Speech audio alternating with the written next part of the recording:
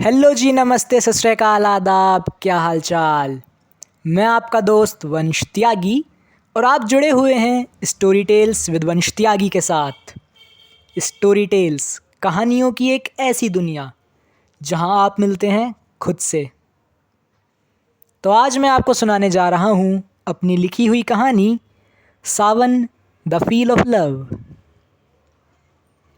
समय कितनी तेज़ी से गुज़र जाता है और गुज़रते गुज़रते अपने साथ कई चीज़ों को भी बदलता चला जाता है।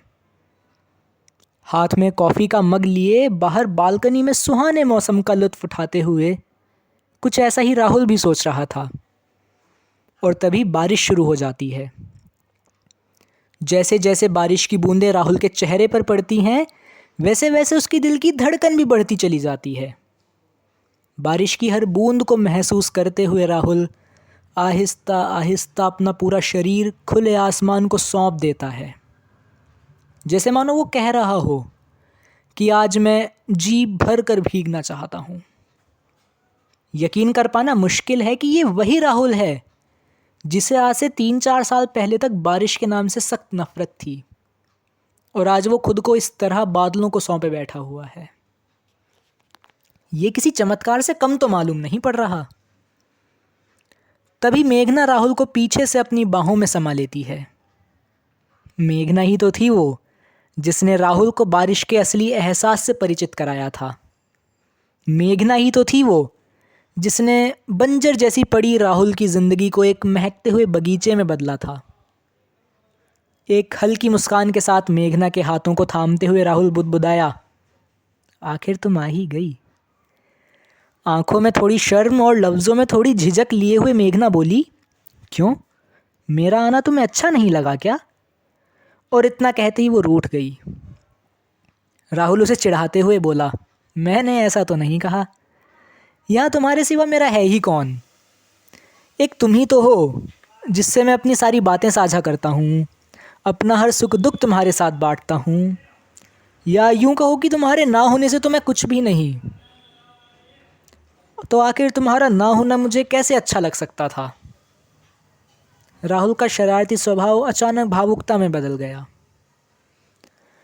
और राहुल का वो मासूम चेहरा देख मेघना अपना अश्रु प्रवाह रोक ना सकी और आगे बढ़कर राहुल को गले से लगा लिया। और ये कोई पहली बार नहीं हो रहा था जब राहुल और मेघना इस तरह भावुक होकर मीठी यादों में गोते लगा रहे थे। और ये होना लाजमी भी था, क्योंकि ये दोनों रोज़ मिलते ही कहाँ थे। साल में सिर्फ सावन के मौसम में, और वो भी तब जब बरसात की झड़ी लगी हुई हो।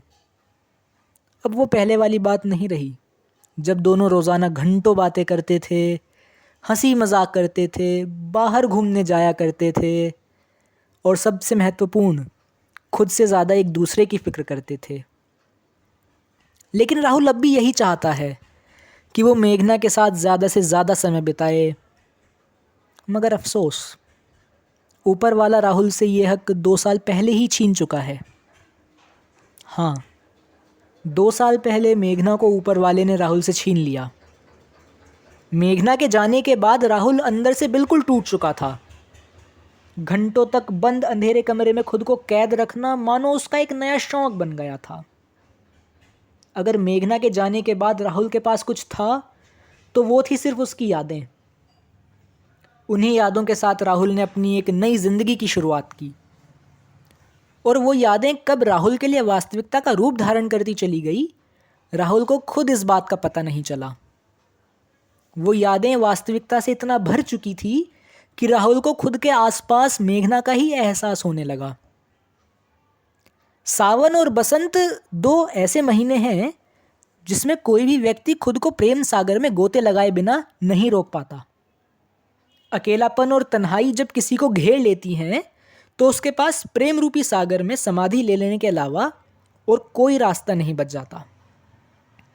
और उसी समाधि में इस वक्त राहुल और मेघना दुनिया के सभी दुखों को भुलाकर प्रेम की अनुभूति कर रहे थे।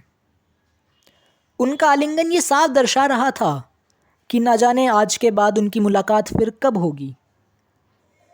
इस समय को वो पूर्ण रूप से अपनी अंतरात्मा तक जी लेना चाहते थे, और शायद यही कारण था कि राहुल और मेघना दोनों दो जिस्म और एक जान बनकर रह गए थे। तो ये थी एक अनूठी सी कहानी। जैसे सावन में एक प्यार रूपी नया फूल खिलकर आता है, ऐसे ही इस सावन में राहुल की ज़िंदगी में भी एक फूल था, लेकिन वो फूल था यादों का, वो फूल था दर्द का, वो फूल था उसकी महबूबा मेघना का। कैसी लगी आपको ये कहानी? मुझे कमेंट बॉक्स में ज़रूर बताइएगा। और अगर आप भी हैं एक लेखक और चाहते हैं कि आपकी कहानियों को मैं आवाज़ दूं, तो जुड़िए मेरे साथ। इंस्टाग्राम पर मुझे डीएम कीजिए या फिर लिखिए मुझे मेल। मिलता हूं मैं आपसे अगले शनिवार रात 8 बजे एक नई कहानी के साथ। तब तक के लिए goodbye, bye bye and good night.